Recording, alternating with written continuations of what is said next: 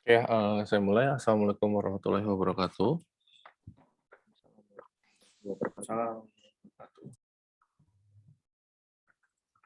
Oke, hari ini kita bakal bahas soal studi kasus ya data warehouse ya. Jadi di pertemuan sebelumnya yang asinkronus sama yang pertemuan ketiga, itu kan kita bahas terkait apa aja yang harus diperhatikan saat membuat data warehouse, komponennya apa aja gitu ya, definisi data warehouse seperti apa, kayak gitu. Nah, di sini kita bakal coba studi kasus sederhana ya. Dengan mekanisme yang paling simpel dan paling manual ya. Jadi di sini kita hanya bermain query aja. Jadi ketika ada beberapa database yang harus dihubungkan, nah nanti bagaimana mekanismenya ya. Di sini kita tidak pakai tools sama sekali, maksudnya tools untuk integrasinya gitu, jadi benar-benar manual. Oke, nah ini, jadi anggapkanlah di sini ada satu PT gitu ya, perusahaan retail yang kegiatan sehari-harinya adalah menjual produk, bisa baju, bisa, produk lain-lainnya gitu. Nah, di sini PT XYZ ini punya kantor cabang di Bandung dan Surabaya, tapi kantor pusatnya ada di Jakarta, katakanlah seperti itu. Nah, misalnya katakanlah tim IT-nya atau orang yang bertugas terhadap datanya diminta untuk membuat sebuah data warehouse yang isinya adalah transaksi penjualan dari seluruh cabang. Sehingga nanti dari pihak KAO itu bisa menganalisa data penjualan tersebut berdasarkan data yang ada di data warehouse. Oke ya, jadi kita perlu pahami dulu di sini, jadi ada satu PT punya 2 cabang di Bandung dan di Surabaya, di mana kita diminta untuk membuat data warehouse untuk menarik data dari Bandung dan Surabaya itu, gitu ya. Oke, nah pertama kalau misalnya kita mau membangun sebuah data warehouse ya berarti kita harus desain arsitekturnya, mau seperti apa gitu ya. Terus misalnya database yang digunakan itu apa, baik itu dari database yang di cabang, berarti tadi yang di Bandung dan Surabaya itu, begitu juga dengan database yang akan digunakan di Jakartanya sebagai data warehouse-nya gitu ya. Terus yang ketiga, metode apa yang mau kita gunakan untuk ngirim data ke data warehouse-nya. Yang keempat, bagaimana cara kita mapping-nya, karena bisa jadi dari masing-masing cabang itu table dan informasi field-nya bisa berbeda gitu ya. Terus yang berikutnya, kapan data itu bakal dikirimkan ke data warehouse-nya. Terus berikutnya, berapa range data yang akan disimpan ya. Jadi kalau kita ngomongin data warehouse, kadang apakah kita perlu menyimpan semua datanya secara permanen, maksudnya katakanlah dari awal sistem ada sampai sistem itu digantikan, atau memang katakanlah kita hanya simpan data 5 tahun ke belakang dari data warehouse-nya itu aja. Nah, itu juga perlu dipertimbangkan. Terus berikutnya adalah kondisi infrastruktur yang ada di sebuah perusahaan itu sendiri gitu ya.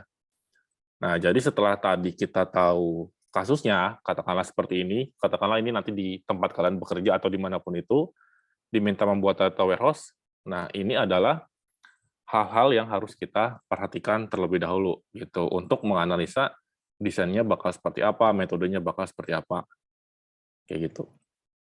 Nah, katakanlah kita buat untuk kasus yang tadi ya, arsitekturnya sesimpel mungkin gitu. Katakanlah di sini semua database-nya pakai SQL Server gitu ya. Nah, katakanlah di sebelah sini, ini adalah database dari aplikasi di Bandung ya, di kantor cabang Bandung, dan ini adalah database dari aplikasi yang ada di Surabaya.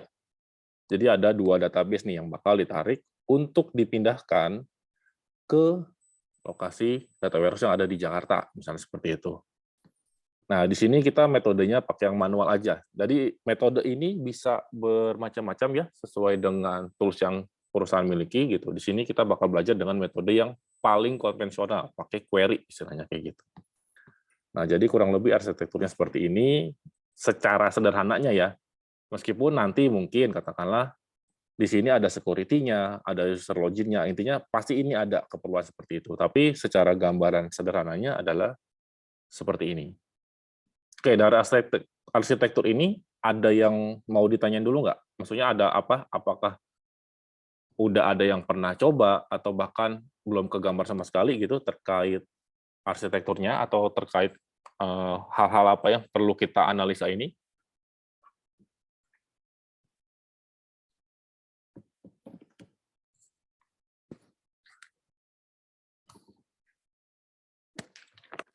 Atau ada yang bingung? Sebenarnya ini gambar apa?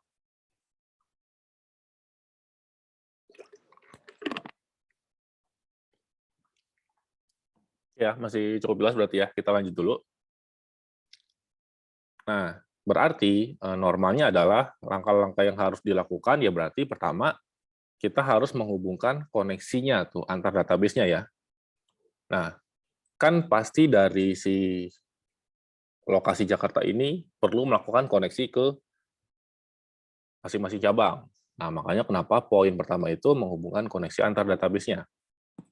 Bisa menggunakan authentication secara langsung, bisa menggunakan ODBC, ya, bisa menggunakan link server, jadi didaftarkan servernya di lokasi Jakarta dengan IP yang ada di sini, setelah dibuka portnya tentunya gitu ya.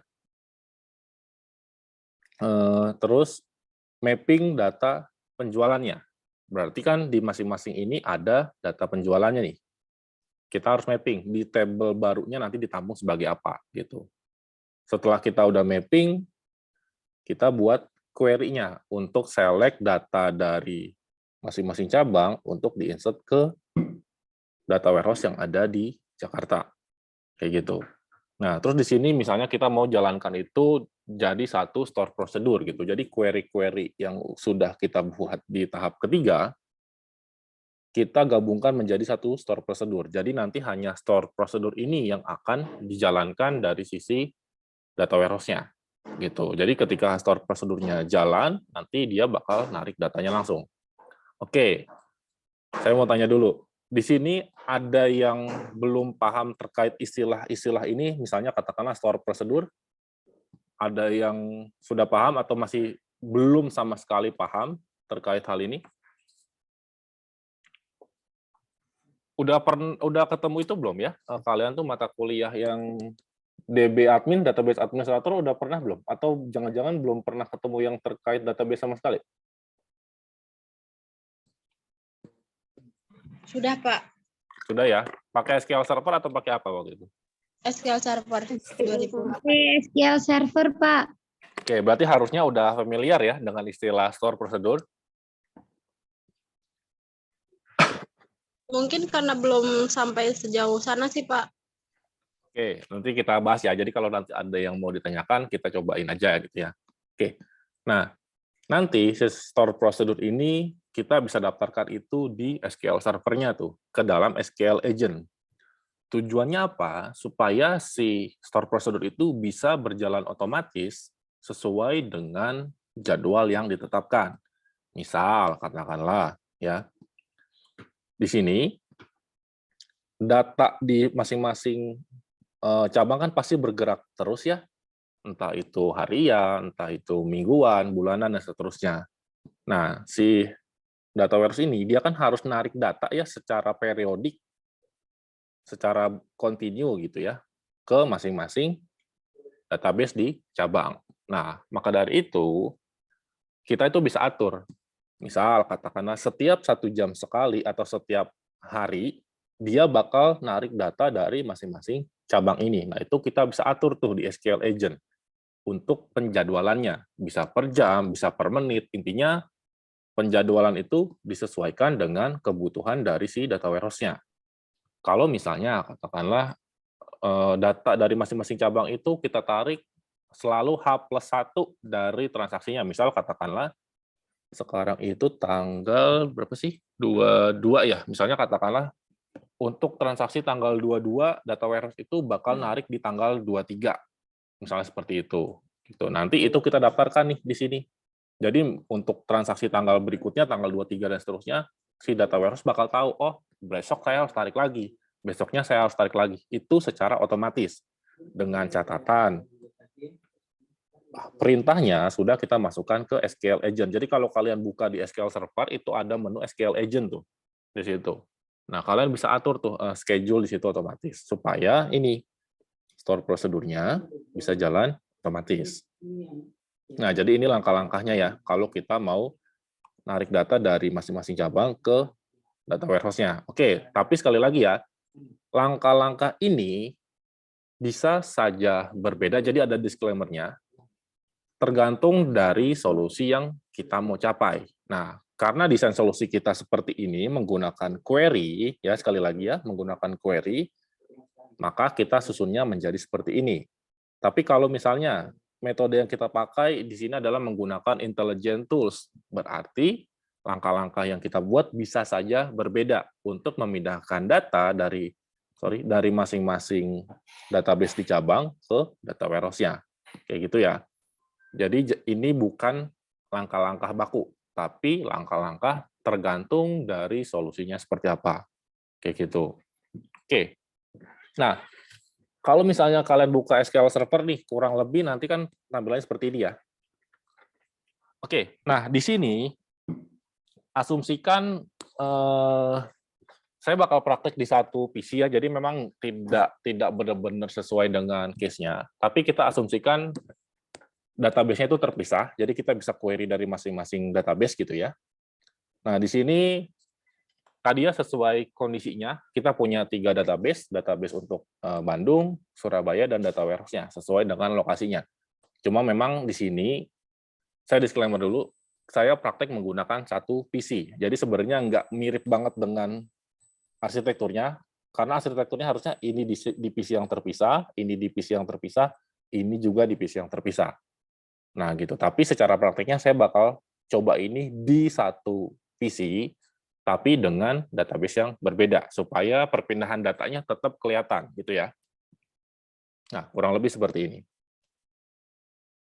Nah, jadi di sini kita lihat dulu, misalnya katakanlah kita punya 2 tabel nih. Yang sebelah kiri ini, itu adalah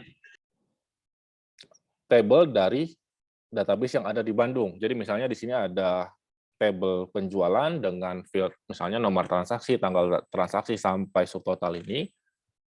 Di Surabaya juga ada tabelnya, tabel sales tapi namanya. Jadi nama tabelnya aja udah beda nih antara Bandung dan Surabaya. Begitu juga dengan field-nya, misalnya seperti itu.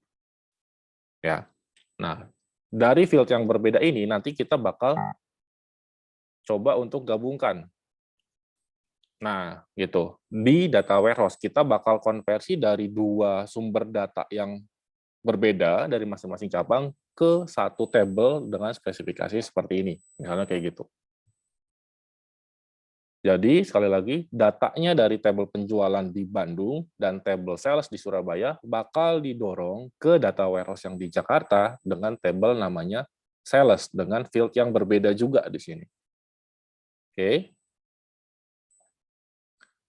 Dari gambaran ini dulu, ada yang mau ditanyain dulu nggak? Kenapa sih kita harus mappingin ini gitu? Atau ada yang bingung nggak?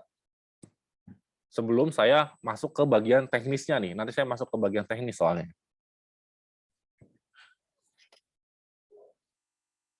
Ada yang mau ditanya dulu?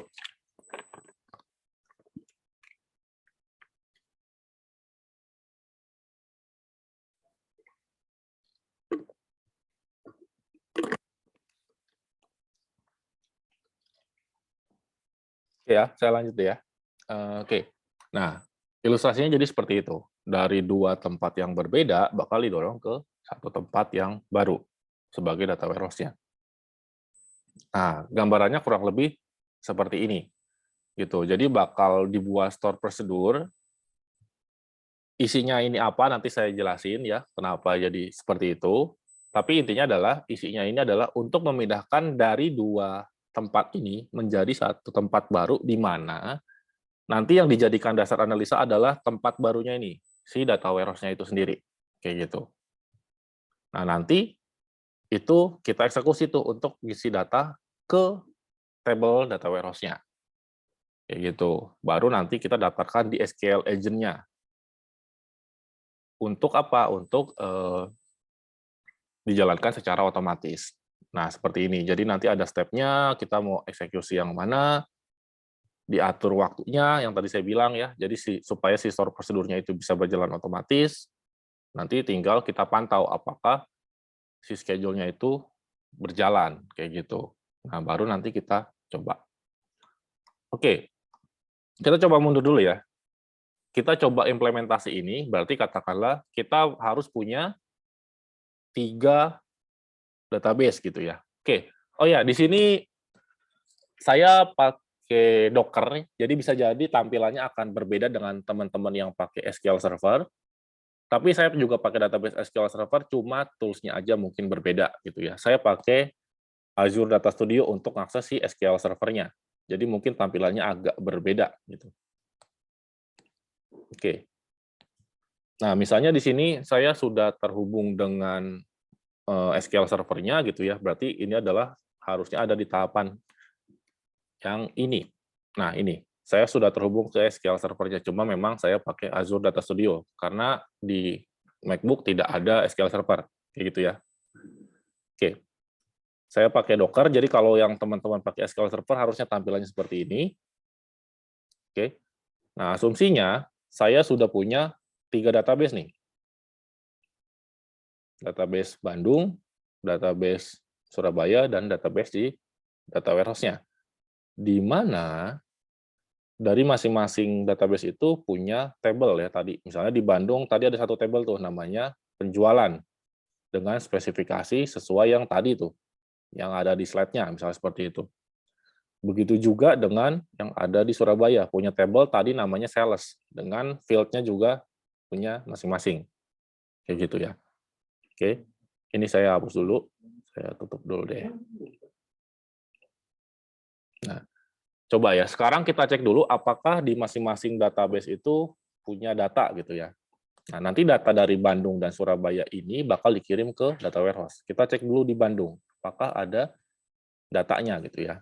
Saya coba query ke database yang Bandung, berarti penjualan ya, berarti di sini. Nah, misalnya seperti itu. Nah, dia ada 3 data nih, sebagai contoh aja ya. Jadi misalnya dia ada 3 data, berarti 3 data ini bakal dimasukkan ke dalam data warehouse ini. Bakal ditarik oleh pusat gitu, istilahnya seperti itu. Berarti untuk yang Bandung ini, nanti dia punya data bakal dikirim ke pusatnya. Kayak gitu. Sekarang kita cek table satu lagi ya.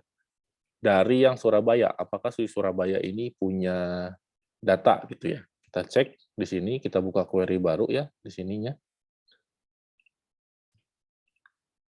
New query. Nah, kita coba cek. Select all from. Dia tabelnya itu adalah sales. Misalnya ya. Nah, ternyata di sini dia belum ada data. Oke, kita coba insert datanya dulu supaya nanti kelihatan apakah datanya itu benar-benar ketarik ke dalam data warehouse yang ada di sini ya. Kayak gitu. Kita coba insert dulu. Saya cek dulu field-nya, berarti itu ya.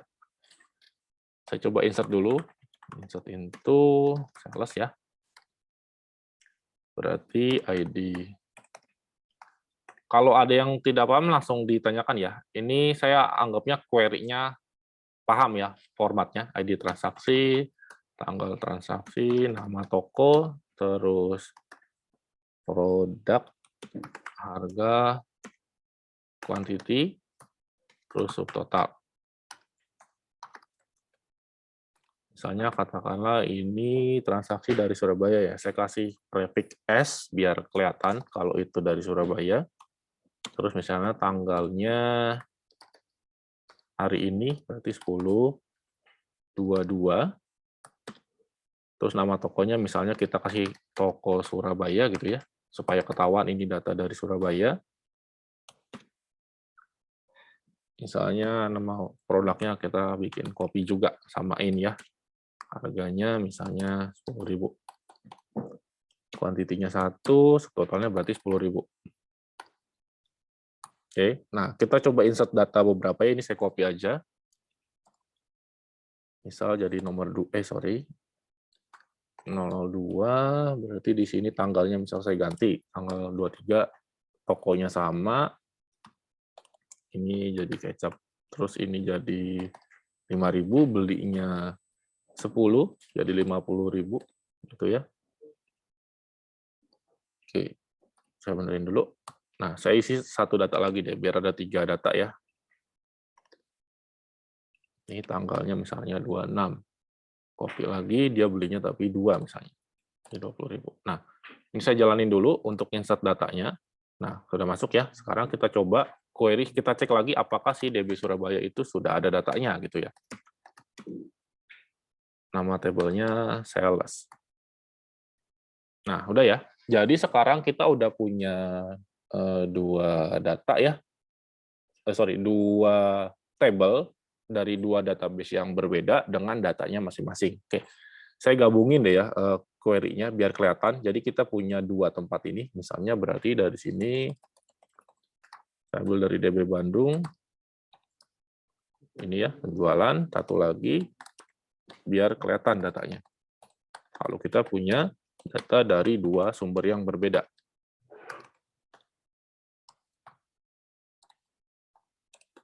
Nah, ini ya. Nah, kelihatan ya datanya. Oke, jadi kita punya 2 sumber data, katakanlah data dari Bandung dan data dari Surabaya, sesuai dengan arsitekturnya kita. Sorry, di mana ya? Nah, di sini, data Bandung dan data Surabaya. Ya. Dengan datanya masing-masing, ini adalah data yang Bandung, ini adalah data Surabaya. Nah, data-data ini diminta untuk ditarik tuh ya sesuai skenario-nya tadi ke data warehouse yang ada di Jakarta, istilahnya seperti itu. Misal, makanya kenapa skemanya seperti ini ya, diminta untuk dipindahkan ke sini. Oke. Supaya data ini menjadi satu dengan skema yang baru, dengan skema seperti ini.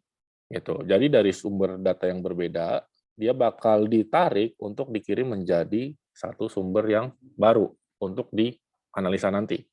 Kayak gitu. Jadi data ini, sekali lagi, akan kita gabungkan ke dalam tabel yang ada di data warehouse. Oke, sampai di sini dulu. Maksud dan tujuan kita melakukan ini, ada yang masih bingung, atau ada yang masih kurang jelas, silakan ditanyakan sebelum nanti terlanjur jauh.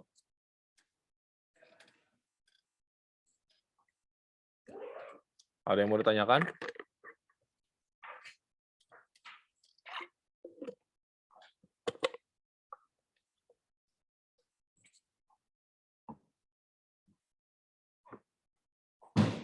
Atau kalian benar-benar bingung saya ngapain dari tadi sebenarnya?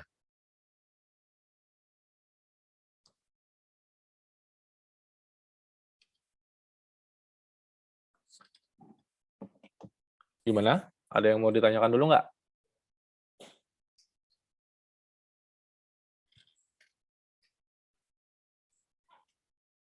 Oke deh ya, saya lanjut dulu deh. Nanti mungkin setelah datanya pindah baru paham maksudnya apa. Oke, saya cek dulu data di table data warehouse-nya. Misal saya cek select dulu ya.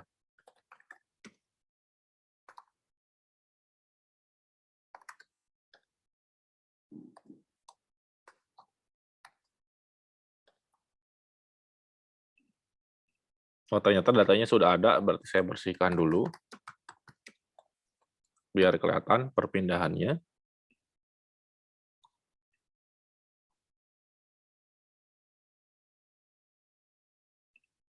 Oke, sudah saya hapus.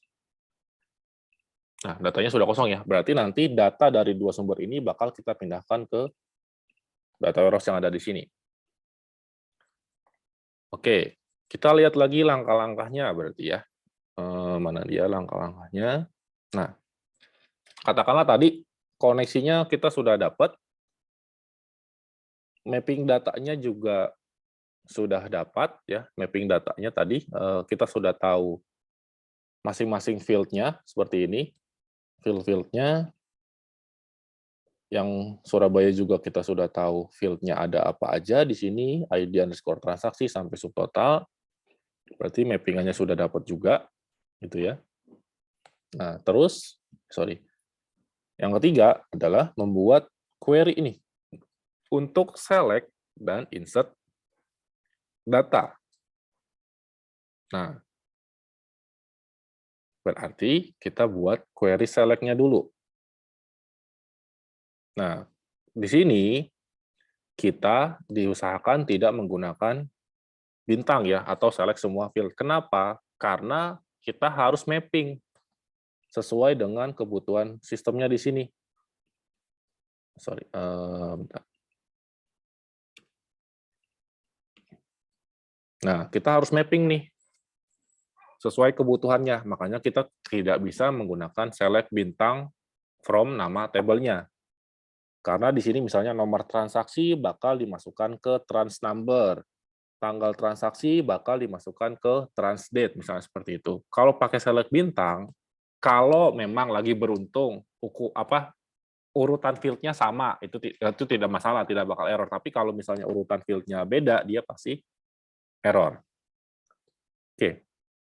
Nah, urutannya kan kita mau insert ke DB Data Warehouse ini dari masing-masing cabang nih.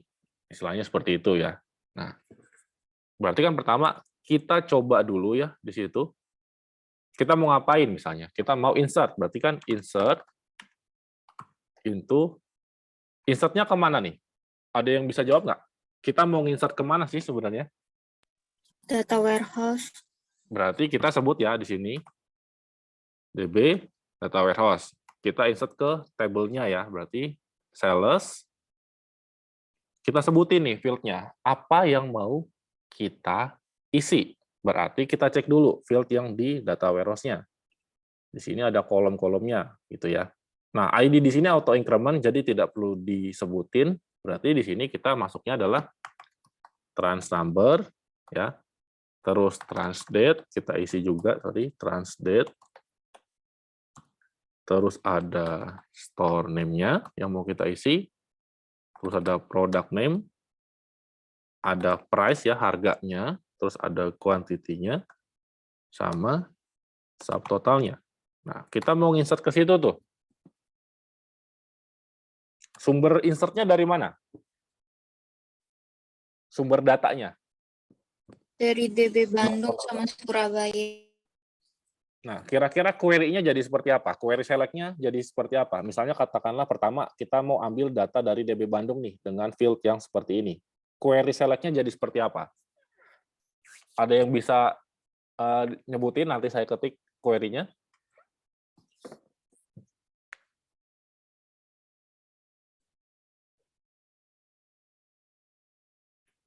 Query select, masa pada lupa semua?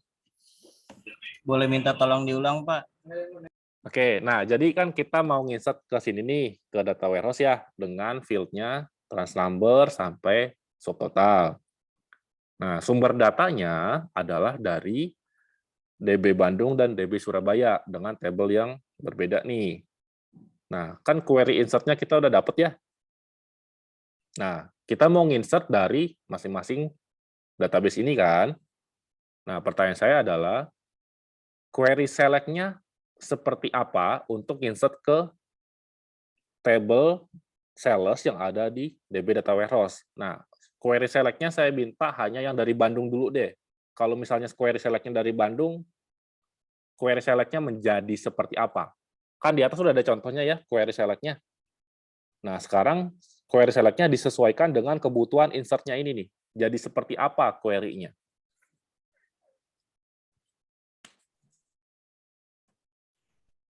Select, Ya, ID, select ID, coba.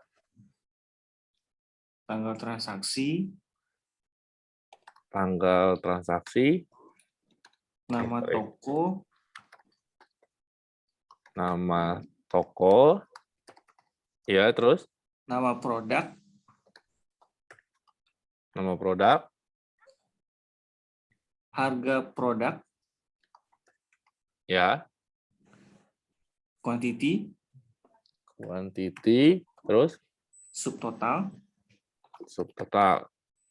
from, Saya enter ya biar rapi ya. From DB_Bandung, DB_Bandung, terus DB penjualan, DBO penjualan. Udah cukup kayak gini? Atau mau ada yang tambahin? Cukup. Oke ya, kita coba jalanin dulu aja.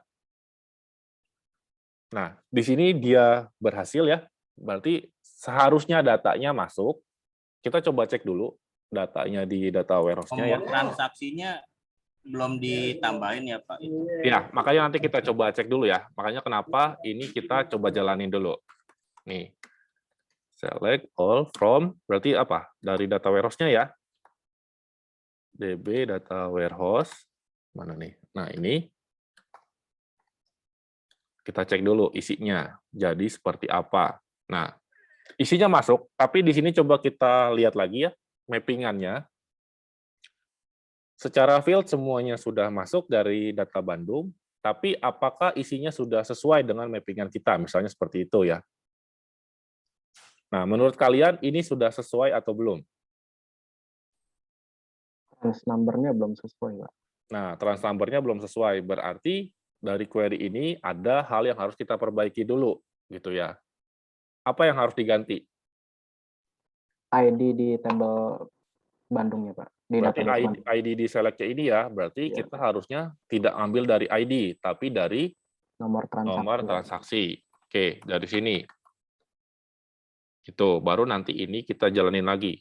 Tapi ini kita bersihin dulu ya, biar atau kita tetap jalanin biar kelihatan bedanya. Oke, ini kita jalanin.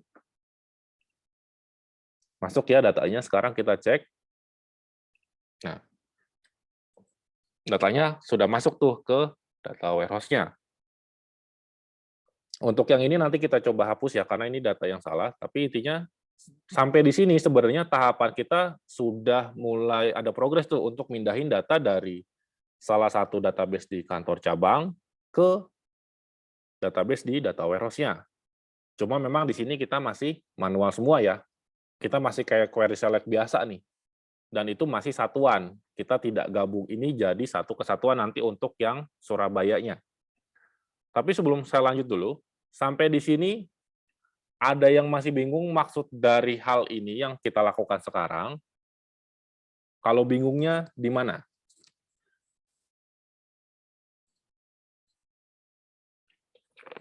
Ada yang masih bingung nggak?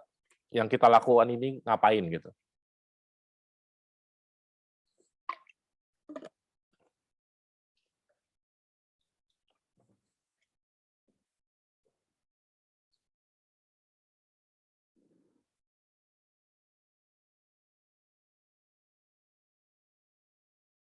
Gimana? Apakah sudah jelas atau semakin bingung?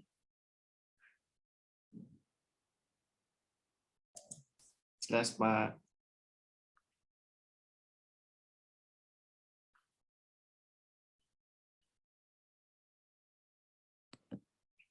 Oke ya, jadi sambil saya jelasin, jadi maksudnya adalah di sini, kan kita diminta untuk memindahkan data ya, istilahnya gitu, dari database kantor cabang, katakanlah di sini Bandung dan Surabaya, ke dalam sebuah database baru, di mana lokasi database-nya itu ada di Jakarta.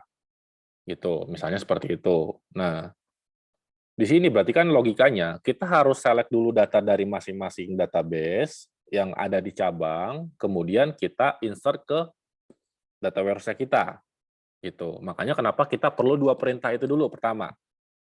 Yang pertama adalah kita perlu perintah select-nya, berarti kita perlu select dari database cabangnya. Kedua, kita perlu perintah insert-nya untuk insert ke database data warehouse-nya. Kayak gitu ya. Nah, ini maksudnya seperti apa? Jadi gini, kan kalau kita ngelihat itu ya format SQL normal, saya coba bahas SQL normalnya dulu ya. Seperti ini. Kan kalau kita mau insert ke sebuah table, kan kita formatnya seperti ini ya, insert into nama tabelnya, gitu ya. Kita sebutin nih field-nya, field 1, field 2, field 3, dan seterusnya. Kemudian diikuti, saya besarin ya, sorry kekecilan mungkin tadi, values, ini adalah nilainya. Berarti ini adalah isi dari field 1, terus ini adalah isi dari field 2, dan ini adalah isi dari field 3. Kan kayak gitu normalnya ya. Dan seterusnya. Nah, format SQL untuk insert kan seperti ini. Nah, cuma di kasus kita kan kita mau ambil value-nya itu adalah dari database yang berbeda. Nah, makanya kenapa untuk value-nya ini kita ganti menjadi select. Jadi seakan-akan kita mau insert ke table, bentar ya saya kecil lagi. Jadi seakan-akan kita itu mau insert ke table data warehouse ini, makanya kenapa insert into field-nya kita sebutin, cuma bedanya value-nya kita ambil dari hasil select-nya. Kayak gitu. Nah, makanya kenapa di sini kita harus sebutin nih urutannya sesuai dengan yang mau kita insert. Misalnya katakanlah insert into data warehouse-nya di sini trans number kolom pertama. Kalau misalnya di select-nya di sini kita ganti jadi ID kayak tadi, berarti seakan-akan ID ini bakal dijadikan value dari si trans number ini. Gitu. Kan tadi saya insert normal tuh ya, yang pakai bentar ya. Udah nggak ada ya. Kan tadi saya insertnya gini nih, insert into, saya copy aja dulu ya, field-nya. Seperti ini kan. Terus values, nah berarti ini adalah misalnya 01, ini tanggalnya, terus ini berarti nama tokonya gitu ya, nama toko, ini adalah nama produknya, kemudian ini adalah harganya, terus kuantitinya, ini subtotalnya. Nah, normalnya kan format insert seperti ini ya. Nah, karena kita sumber datanya bukan dari hal seperti ini, tapi dari database yang berbeda, maka query insert-nya ini kita modifikasi sesuai dengan kebutuhan, sesuai dengan kondisi kita yang ada di sini. Mappingannya, nih, kan dari Bandung dan dari Surabaya. Berarti insert-nya ke sini, ke data warehouse, sumber value-nya dari dua database ini. Makanya kenapa di bagian select-nya sebagai sumber data kita ambil dari DB Bandung nih contohnya untuk diinsert ke DB Data Warehouse. Jadi query ini itu bakal menghasilkan kurang lebih seperti ini. Seperti ini. Ini adalah value-nya. Nah, dia bakal mengikuti urutan field-nya. Jadi kalau misalnya di sini, tadi apa ya? Saya lupa. Nomor transaksi gitu ya. Nah, jadi query ini bakal menghasilkan query insert-nya seperti ini. Saya coba select dulu, berarti datanya ya, biar kelihatan. Berarti dari Bandung dulu, sini. Nah, jadi, query yang kita buat seperti ini itu bakal menghasilkan query aslinya tuh seperti ini. Berarti ini adalah 001, berarti ini 2021, 0101, terus ini berarti toko Bandung, ngecap, terus ini berarti 5.000, 10, 50.000.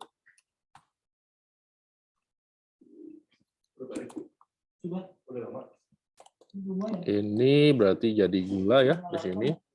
Ini 3.000, 15.000.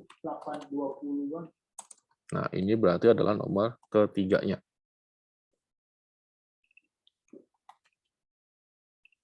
Nah, kurang lebih seperti ini. Jadi ketika kita menjalankan query ini, sebenarnya yang bakal dijalankan insert-nya adalah jadi seperti ini.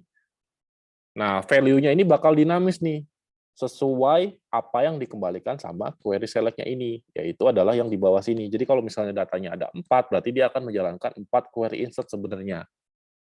Kayak gitu. Oke, penjelasan yang ini. Masih ada yang bingung nggak?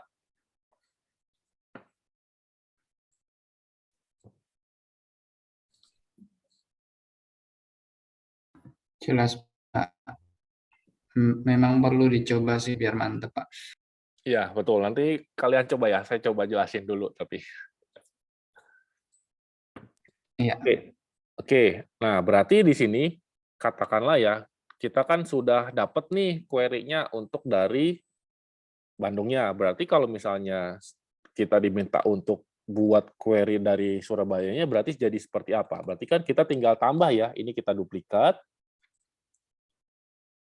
ke sini, berarti query select-nya ya yang kita modifikasi nih, sesuai dengan keperluan mappingannya si Surabaya. Berarti DB-nya berarti kita ganti ke Surabaya, tabelnya berarti jadi sales. Begitu juga dengan field-nya. Nomor transaksi berarti jadi ID transaksi kalau kita ambil dari database Surabaya, tanggal transaksi tetap, nama toko tetap, produk tidak ada di sini, kita ganti sesuai dengan field-nya ya. Terus di sini harga, quantity, dan subtotal. Nah, ini saya hapus dulu. Nah, jadi kalau misalnya kita jalanin dua ini secara langsung, dia bakal nginsert ke DB Data Warehouse berdasarkan sumber data dari Bandung dan Surabaya. Kita coba jalanin aja. Nah, harusnya datanya sudah masuk, tapi data yang lama masih ada ya harusnya. Kita coba select dulu. Select all from DBO, DB Data Warehouse ya. Nah, ini. Tuh ya. Jadi datanya tuh sudah masuk nih. Cuma memang di sini kita masih double-double ya. Nggak apa-apa, kita biarin dulu. Tapi intinya kita sudah bisa nih narik dari dua cabang. Cuma kan nanti jadi PR ya ketika kita harus jalanin query ini. Ini kan sebenarnya dua query yang terpisah nih. Ya. Ini query insert pertama, ini query insert yang kedua. Gitu. Makanya kenapa di sini langkah kita setelah kita nah sini ya, setelah kita membuat query-nya untuk masing-masing itu, query-query ini nih kita jadikan satu nih untuk insert ke data warehouse ini. Jadi sekali menjalankan objek itu, dua query ini langsung dieksekusi gitu. Kalau sekarang kan setiap kita mau insert kita harus jalanin query ini ya. Ini saya bersihin dulu ya, berarti delete from DB Data Warehouse gitu ya. Mana nih? Nah, ini saya bersihin dulu biar dia kosong ya datanya. Nah, kita harus menjalankan dua query ini nih untuk insert data ke DB Data Warehouse ini. Gitu. Kan nanti jadi banyak ya. Di sini kasusnya kita masih simpel, hanya dua table yang kita tarik. Kalau misalnya nanti tabelnya banyak gitu, ada 10, 20 mungkin, di mana mappingannya lebih kompleks gitu ya. Itu akan jadi masalah ketika nanti kita mau modifikasi query yang sudah ada. Gitu. Makanya kenapa query-nya ini kita harus pindahkan nih ke objek baru. Gitu. Katakanlah kita masukkan itu ke dalam store prosedur. Jadi store prosedur itu bisa berisi kumpulan query. Entah itu query insert, query update, query delete, dan seterusnya. Oke, sekarang kita coba pindahkan dulu nih query ini. Misalnya katakanlah kita bakal bikin store prosedurnya di data warehouse-nya ya, karena yang akan narik datanya adalah data warehouse-nya. Gitu. Nah, kurang lebih perintahnya, ini adalah formatnya, create prosedur, nama prosedurnya apa, diambil dari query yang mana. Intinya seperti itu. Oke, kita coba dulu, berarti kita coba bikin prosedurnya. Berarti saya masuk ke ini ya, database yang saya pilih adalah si DB Data Warehouse ini. Atau saya bikin query baru deh, biar nggak pusing. Di sini berarti saya kosongin deh. Berarti saya use dulu DB Data Warehouse-nya di sini ya. Berarti tandanya saya lagi menggunakan database itu. Berarti tadi perintahnya adalah create prosedur nama prosedurnya ya di sini. Berarti katakanlah ini data underscore penjualan. Saya kasih nama store prosedurnya itu sesuai dengan yang ada di sini ya. Oh ya, nama di sini jangan pakai spasi ya. Gitu. Nah, sebagai apa nih dia perintahnya? Nah, kita mulai dulu di begin, mulainya sama end. Terus go untuk eksekusi gitu ya. Nah, apa yang mau kita jalanin di sini? Ya, kalau kita lihat dari sini, dia menjalankan query-nya. Ya berarti tinggal kita copy ini query yang udah kita buat di sini ke dalam store prosedurnya. Nah, ke dalam sini berarti. Gitu. Nah, nanti dia itu bakal membuat objek baru di bagian biasanya programmability. Di sini ada store prosedur. Kayak gitu. Nah, ini kita coba jalanin. Mudah-mudahan error. Nah, benar error ya di sini.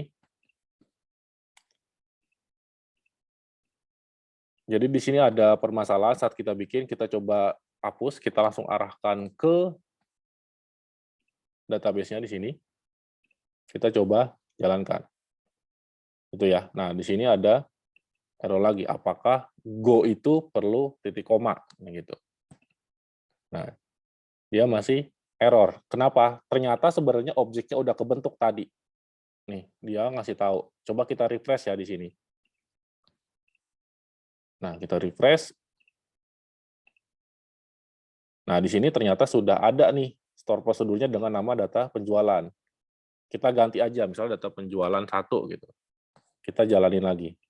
Nah, dia sudah berhasil di DB Data Warehouse. Harusnya di sini ada 2 store prosedur yang isinya sebenarnya sama aja karena kita coba bikin store prosedurnya berkali-kali ya. Nah, seperti ini. Nah, jadi 2 store prosedur ini sebenarnya punya isi yang sama ya. Kalau kita mau lihat lagi, klik kanan aja. Di sini ada kita mau edit alternya. Nah, jadi kalau misalnya kita mau tambahkan ya kita tinggal tambahkan logic barunya di sini. Gitu. Nah, sekarang kalau saya mau insert ke table ini data warehouse ya.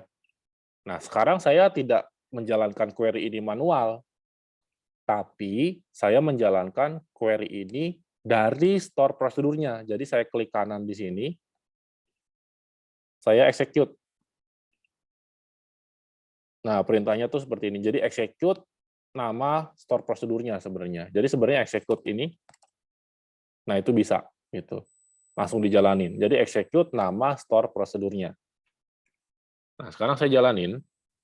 Nah, dia berhasil nih. Jadi perintahnya tuh lebih singkat, cukup memanggil store prosedurnya aja. Sekarang kalau kita lihat di tabelnya, di tabelnya sini ya, harusnya sudah ada datanya. Nah, kayak gitu. Jadi nanti perintah store prosedur itu yang bakal kita daftarkan di SQL agent-nya tuh untuk berjalan otomatis sesuai dengan periode yang kita tentukan. Kayak gitu. Oke, misalnya sekarang saya coba jalanin store prosedurnya lagi gitu ya. Nah, sudah jalan. Sekarang saya select datanya lagi. Nah, di kasus ini data kita kan double ya. Benar ya? Nah, berarti isi query kita masih ada yang salah. Maksudnya adalah kurang tepat karena ketika nanti store prosedurnya jalan lagi, data yang sudah masuk ini bakal masuk lagi ke database-nya. Saya jalanin lagi nih store prosedurnya. Masuk lagi dong dia datanya. Nah, tambah banyak tuh datanya, padahal itu adalah data yang sama. Nah, terus kalau misalnya saya tanya ke kalian, kira-kira kita harus ngapain supaya data yang ada di data warehouse ini tidak duplikat? Pakai filter where, Pak. Where Oke. transdate. Oke, filter where, transdate. Oke, terus ada lagi jawabannya, yang lain, solusinya. Itu solusi 1, kita kumpulin dulu jawaban dari kalian semua. Ada lagi? Ditambahin primary key, Pak. Ditambahin primary key. Di mana tambahinnya?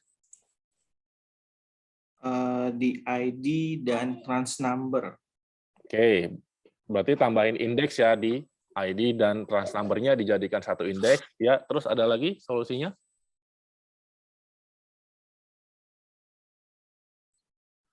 Tambahin timestamp, Pak. Tambahin timestamp untuk apa dulu nih? Untuk mengetahui data yang paling baru, record yang terbaru. Nanti dibandingkan kemana timestamp-nya?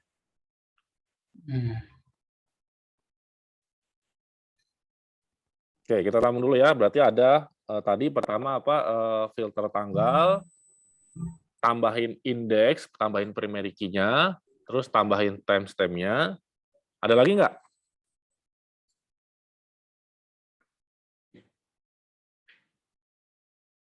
Yang lain gimana? Ada lagi nggak nih kira-kira?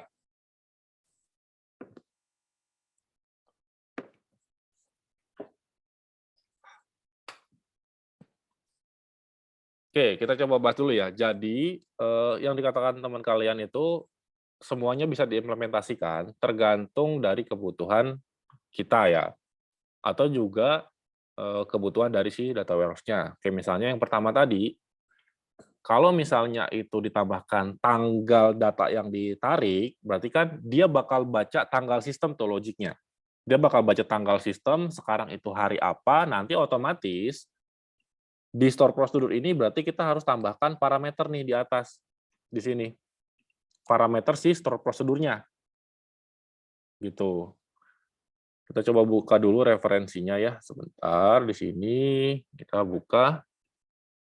Nih, kita cari dulu store prosedur with parameter. Jadi kita harus modifikasi tuh store prosedurnya. Gitu. Jadi misalnya katakanlah tadi solusinya ditambahin parameter, Pak. Nah, berarti kita harus tambahin dulu nih.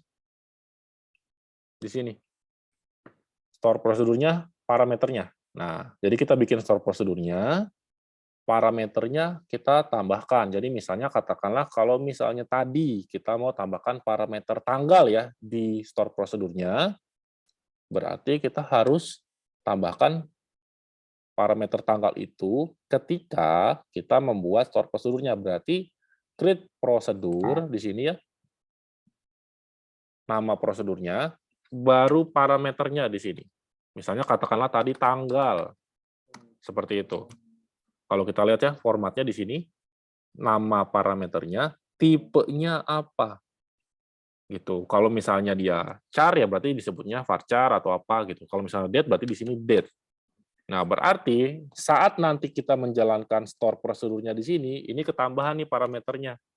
Di sini berarti kita tambahin tanggalnya berapa. Misalnya kayak gitu. Jadi nanti saat mengeksekusi store prosedurnya, jadi ketambahan parameter ini. Gitu. Jadi kita bisa terapkan itu juga. Jadi nanti ketika tanggalnya berubah terus kan berarti query ini berarti kita tambah ini. Select-nya bakal berubah juga. Berubah jadi apa? Ketambahan where.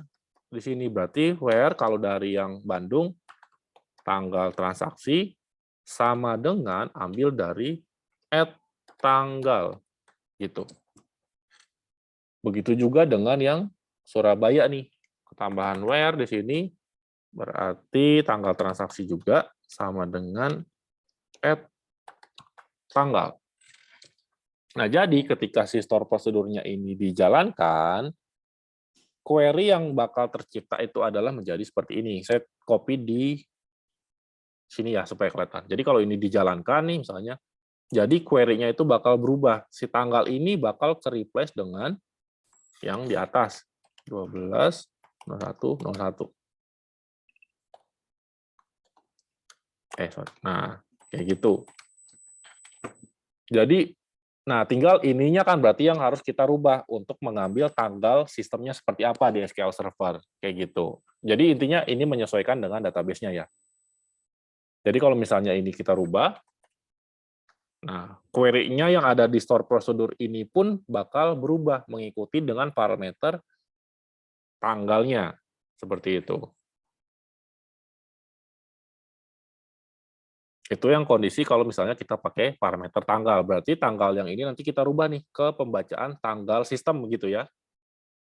Nah, nanti tinggal execute, nama store prosedurnya, baca tanggal sistem dari si SQL servernya, seperti apa, kayak gitu.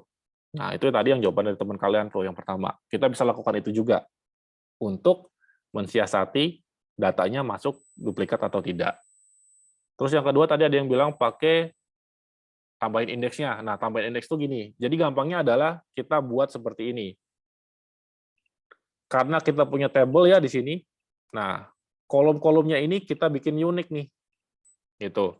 Jadi kita daftarkan sebagai index key. Jadi ketika nanti dia duplikat, kita bisa skip itu dari insert-nya. Kayak gitu. Jadi cuma bedanya adalah berarti kita lakukan pengecekan. Kalau duplikat ya kita tidak insert. Intinya kayak gitu. Nah, itu yang kedua. Terus yang ketiga pakai timestamp. Nah, itu kalau pakai timestamp berarti kita sebenarnya mirip dengan yang tanggal ini sebenarnya. Kalau di data transaksi yang sudah ada timestamp-nya, ya udah kita anggap itu sebagai patokan tanggalnya kita. Kayak gitu. Ya, atau yang paling gampang adalah sebelum insert, kita hapus di sini database-nya. Cuma memang ini ada plus minus ya. Kalau misalnya datanya sudah terlalu banyak, ini menjadi kurang efektif. Tapi kalau misalnya datanya masih sedikit, ini masih relatif efektif. Gitu. Misalnya katakanlah berarti ya simpelnya kita hapus aja dari itunya, dari tabelnya. Seperti ini. Nah, jadi kita hapus dulu datanya, baru kita insert ulang. Gitu. Bisa juga seperti itu. Jadi pendekatannya banyak ya, tergantung dari kebutuhannya. Cuma memang yang sering diimplementasi dari data biasanya kita menggunakan yang parameter tanggal ini. Jadi kita udah tahu range-nya, kita kan narik per hari misalnya gitu ya. Jadi si sistem bakal narik data sesuai tanggal, besoknya tanggalnya berubah sesuai tanggal itu. Biasanya pendekatannya kayak gitu. Oke, sampai di sini ada yang mau ditanyakan atau semakin bingung jadinya?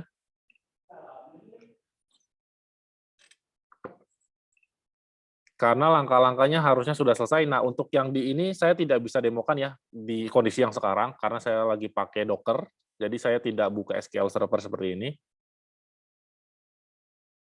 Oke, ada yang mau ditanyakan?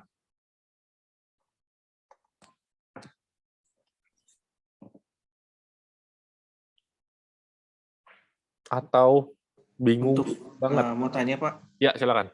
untuk pengecekan data yang sudah pernah diambil bisa pakai semacam flagging gitu nggak Pak? Jadi ditandain kalau misalkan data udah pernah diambil, ditandain misalnya flagnya 1.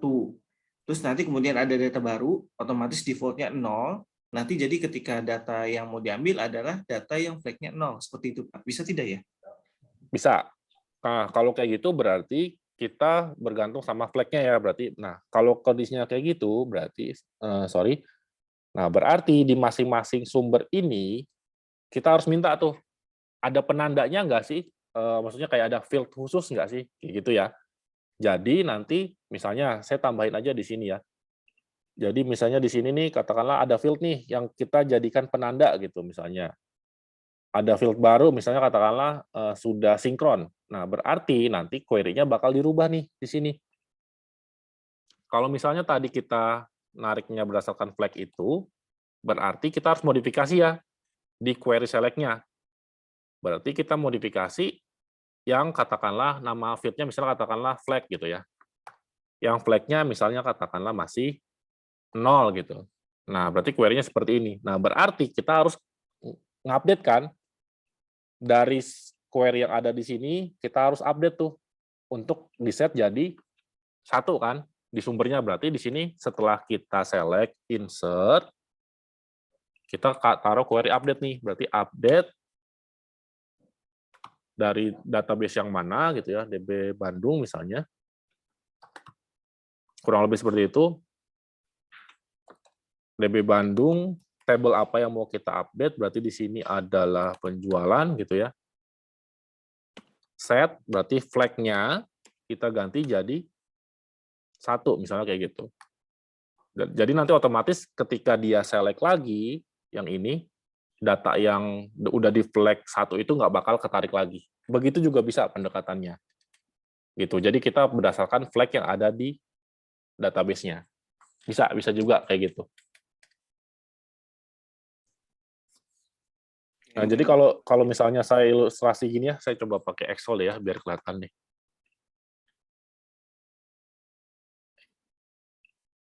Mana yang Excel? Nah, ini. Jadi saya coba ilustrasiin pakai data di Excel ya. Misalnya, bisa copy nggak nih?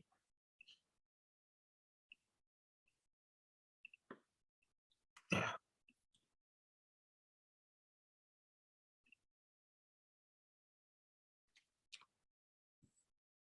Data gitu ya. Nah, misalnya, katakanlah tadi ini kita pecah ya, kita coba pecah.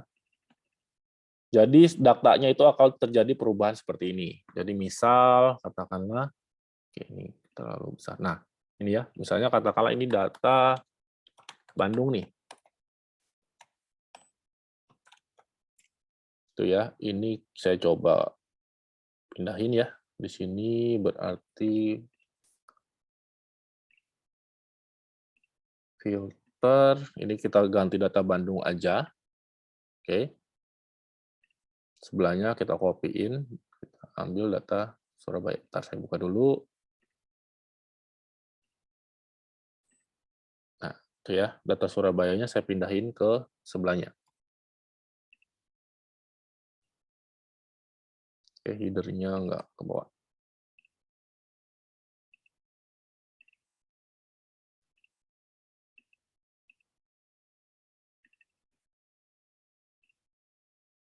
Nah, berarti ini saya hapus ya. Nah, misalnya katakanlah tadi sumber datanya itu pakai flag tuh. Berarti di sini nanti ada field nih, field tambahan. Kayak tadi misalnya flag.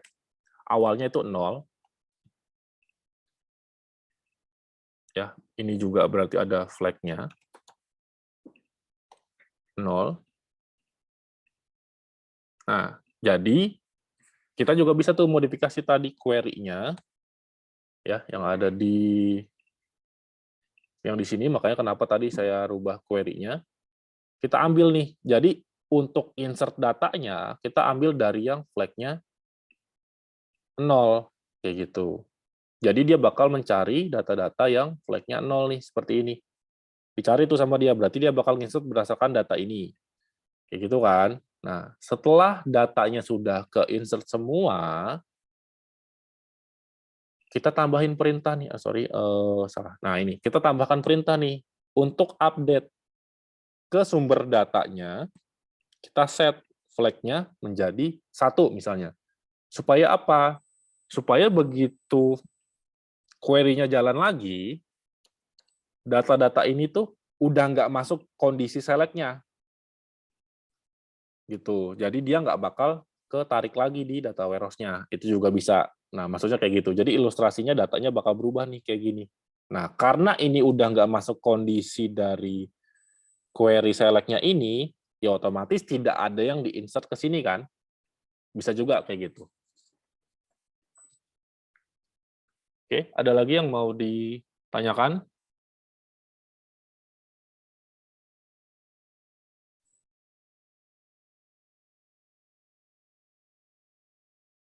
Atau malah semakin bingung untuk yang belum pernah coba?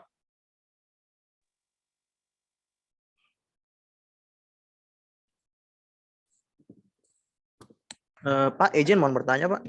Ya, silakan. Terima kasih sebelumnya atas penjelasannya yang cukup jelas ini, Pak ya.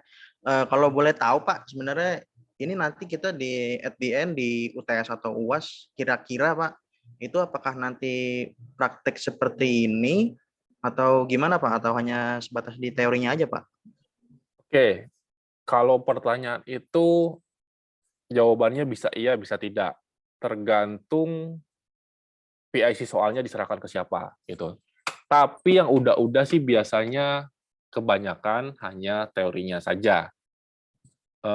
Nggak beruntungnya memang seperti itu. Cuma memang saya nanti mengusahakan kalian tetap coba untuk prakteknya, jadi lebih ke arah untuk nilai tambah aja, tapi untuk ujian kayaknya kampus mayoritas tidak mencoba untuk ujiannya praktek gitu. Tapi nanti coba saya diskusikan ya dengan dosen yang lainnya yang mengajar mata kuliah yang sama ini, apakah dia mau untuk prakteknya ini dijadikan salah satu dari bagian ujian itu. Paling kayak gitu sih. Oke, Pak. Nah, terima kasih ya, Pak. Oke. Oke, ada lagi? Atau sambil saya absen ya, sambil kalian ada yang nanti ditanyakan, silakan aja sambil saya absen. Tanya lagi, Pak. Ya, silakan. Apakah nantinya kita akan bikin satu project untuk mata kuliah ini?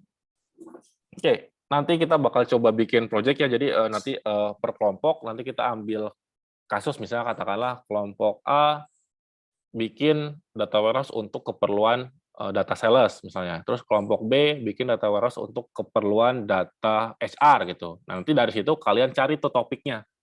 Berarti kalian cari sumber datanya, bikin data demonya, misalnya katakanlah yang kebagian data HR, berarti kalian bikin demo data HR-nya. Sebelum data itu diolah ke data warehouse-nya sampai nanti divisualisasi, kayak gitu. Jadi nanti kita bagi ya kelompoknya sama topik datanya, supaya apa? Supaya datanya tidak sama, nanti itu dipresentasikan aja per kelompoknya. Tapi setelah UTS ya. Oke, makasih, Pak. Ya. Oke, ini pertemuan kelima ya, saya coba udah absen. Oke.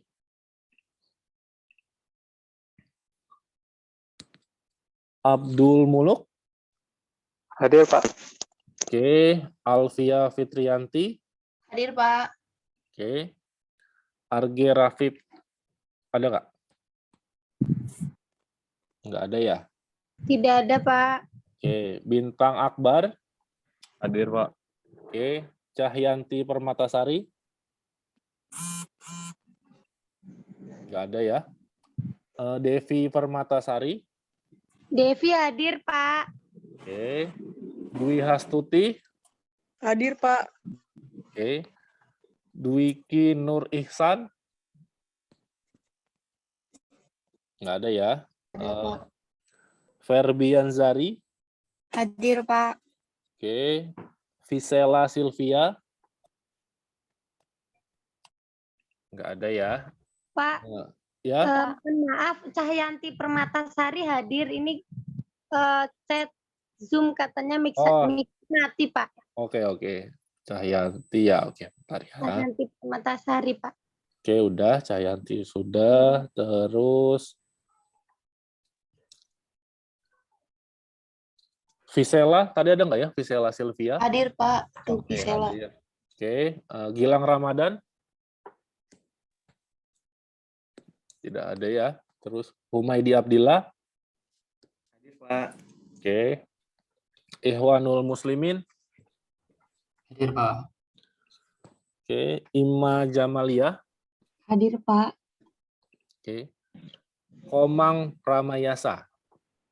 Hadir, Pak. Oke. Mariana?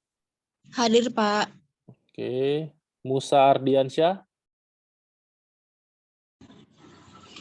Hadir, Pak. Oke. Niko? Hadir, Pak. Hadir. Oke. Nur Alvita Sari? Hadir, Pak. Oke. Nurul Komaria? Hadir, Pak. Renanda Matrisia? Hadir, Pak. Oke. Rio Sandika Putra?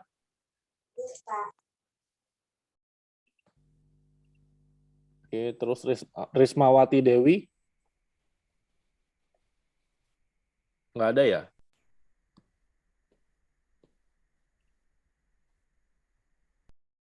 Oke, Rianto? Hadir, Pak. Oke, Satria Ade Putra? Hadir, Pak. Oke, Teresia Nanda? Hadir, Pak.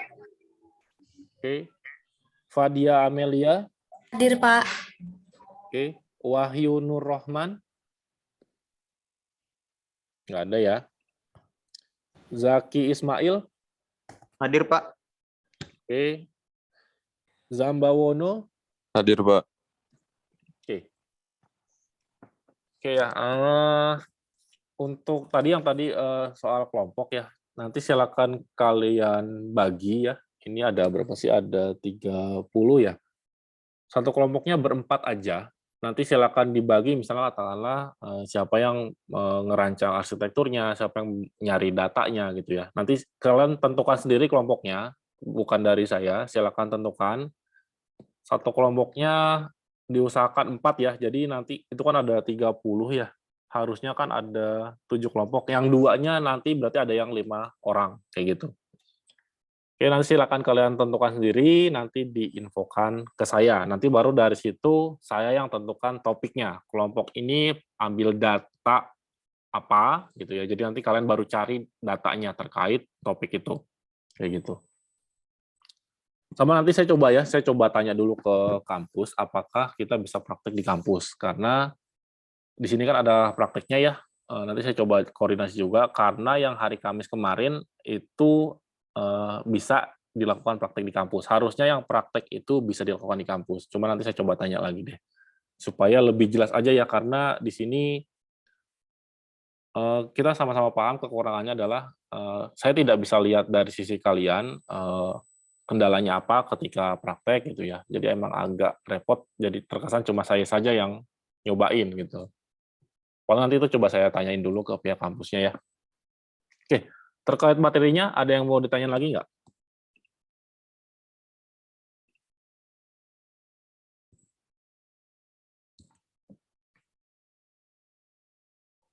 Oke ya, kalau misalnya tidak ada yang ditanyakan lagi, dan nanti misalnya katakanlah ingatnya di belakang gitu ya, Pak saya mau tanya ini, saya mau bikin simulasi, nanti silakan di WA aja ya, bisa dilakukan seperti itu. Oke, untuk hari ini berarti saya rasa cukup ya. Nanti sampai ketemu di minggu depan, nanti sambil saya coba tanya ke kampus, apakah kita bisa pertemuan tatap muka, gitu. Karena yang hari Kamis kemarin, saya udah 2 kali pertemuan tatap muka. Gitu ya, harapannya semoga kalian juga bisa pertemuan tatap muka, meskipun tidak full, gitu. Oke, untuk hari ini cukup ya.